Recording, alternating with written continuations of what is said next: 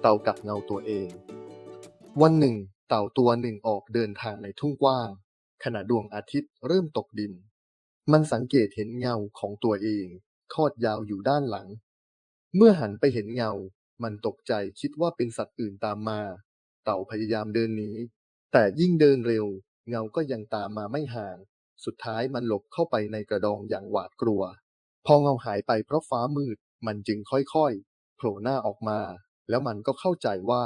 เจ้าสิ่งที่ทำให้ข้ากลัวก็คือตัวข้าเองข้อคิดหลายครั้งที่ความกลัวเกิดจากจินตนาการของเราเองมากกว่าสิ่งที่เป็นจริง